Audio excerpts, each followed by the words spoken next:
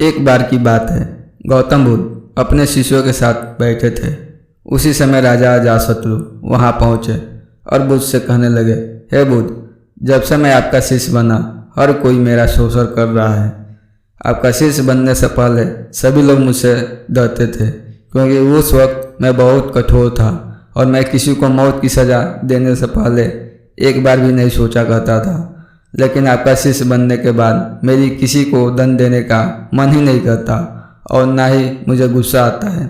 मैं शांत हो गया हूँ और सभी को दया भावना से देखता हूँ, लेकिन कुछ लोग मेरी इस बदलाव का अनुचित लाभ उठा रहे हैं। इसने मेरे राज्य के लोगों को भी एक तरफ के खतरे में डाल दिया है। कृपया आप मुझे बताइए कि मुझे अब क्या करना चाहिए। राजा अजातशत्रु की अब बात सुनकर गौतम बुद्ध उन्हें एक कहानी सुनाते हैं और कहानी कुछ इस प्रकार है। एक बार एक पेड़ के नीचे एक जहरीला सांप रहता था। पेड़ एक गांव के पास में एक कोने में हुआ करता था। वहां अक्सर लोग सुबह शाम लोग बैठकर खूब बातें करते थे। लेकिन जब से उस पेड़ के पास उस सांप को देखा गया, तब से उन लोगों ने वहां जाना बंद कर दिया। लेकिन कुछ लोग जानबूझकर वहां सांप को देखने आया करते थे और उसे छेड़ा करते थे। अब उस सांप को जब खतरा महसूस हुआ तो उसे खुद के बचाव के लिए लोगों पर हमला करना शुरू कर दिया। वो सांप अब अपने क्षेत्र में लोगों को आना भी बर्दाश्त नहीं करता था, जिससे गांव में कई लोगों की जान जाने लगी। इस तरह पेड़ के आसपास जो कोई भी हलचल करता, सांप वहां आ जाता और वो हमला कर देता। सांप की दहशत अब पूरे गांव में फैल चुकी थी। अब लोगों ने बिल्कुल उस पेड़ के पास जाना बंद कर दिया। एक दिन एक साधु उस गांव से गुजर रहे थे।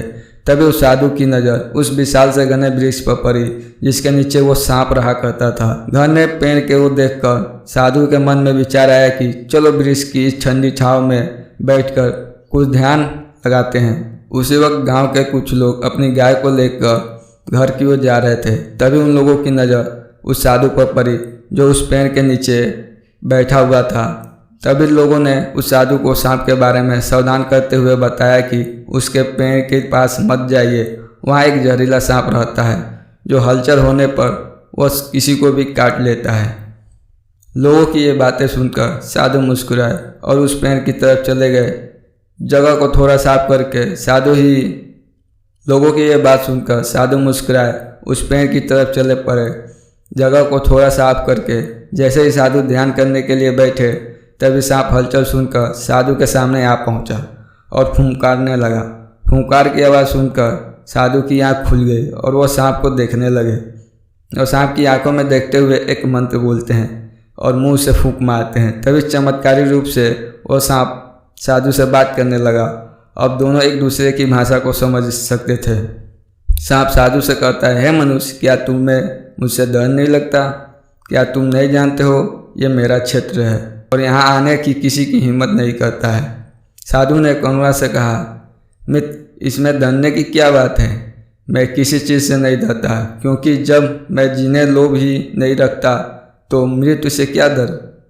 सांप साधु की यह बात सुनकर चौंक गया, क्योंकि सांप की इससे पहले ऐसे लोगों से मुलाकात हुई थी जो उसको मारना चाहते थे या उसके डर से भाग जाते थे, लेकिन वह ऐसे व्यक्ति से कभी नहीं मिले था जो उसे नहीं डरता।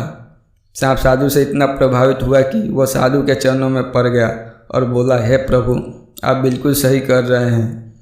आज तक मैंने जो कुछ भी किया अपनी जान बचाने के लिए किया। अपने क्रोध के चलते न जाने कितने निर्दोषियों का जान भी ले ली है। इसके बाद साधु सांप को बहुत सी बातें समझाकर वहाँ से चले गए। साधु की बात से प्रभावित होकर सांप ने निश्चय किया कि आज से वह किसी को नहीं काटेगा। वो अपनी क्रोध स्वभाव को त्याग देता है, दूसरों को काटना बंद कर देता है। लेकिन इसका नतीजा उल्टा निकलता है। जब लोगों ने देखा कि सांप ने लोगों को काटना बंद कर दिया, तो लोग उसका फ़ायदा उठाने लगे। जो उससे दूर भागते थे वह उसके पास आने लगे और सांप को परेशान करने लगे। बच्चे उस पर पत्थर फेंक कर मारने लगे, जिससे सांप आए दिन हमेशा परेशान और घायल रहता था। वो बहुत दुखी था, क्योंकि वो अपने जीवन का सबसे कठिन समय बिता रहा था। एक बार वो साधु फिर से उस गांव में आए। वो उसी पेड़ के नीचे बैठ गए।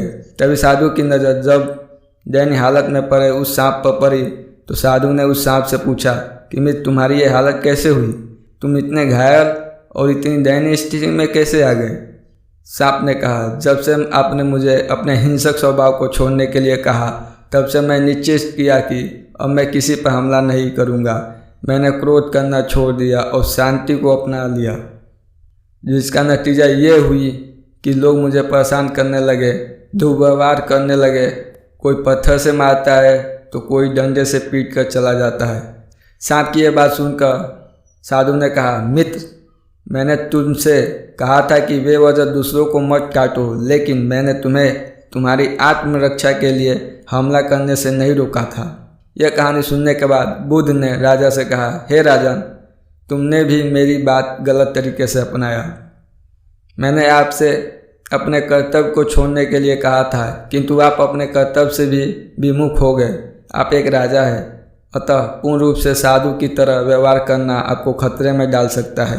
तुम्हें सिर्फ अंदर से साधु की तरह रहना था और बाहर से राजा की तरह, ताकि ज़रूरत पड़ने पर खुद की प्रजा की और राज्य की रक्षा कर सको। दोस्तों, बिल्कुल ऐसे ही जंगल में होता है। जो सबसे सीधा पेड़ होता है उसको सबसे पहले काटा जाता है, और यही कानून दुनिया के लोगों पर भी लागू होता है। अच्छे भोले लोग को खूब फायदा उठाया जाता है। अच्छे लोगों की ज़िंदगी में अनेकों दुखों का सामना करना पड़ता है, इसलिए कभी किसी को अपना फ़ायदा मत उठाने दो। लोगों को उनकी मर्यादा में रखने के लिए खुद को परिस्थिति के अनुसार बदलना सीख जाइए, अन्यथा आपका हाल भी उस राजा व सांप की तरह हो जाएगा। जिंदगी का सार। जिंदगी में हर मौके का फ़ायदा उठाओ, पर किसी की मजबूरी का नहीं। अगर ज़िंदगी मौका देती है तो धोखा भी देती है।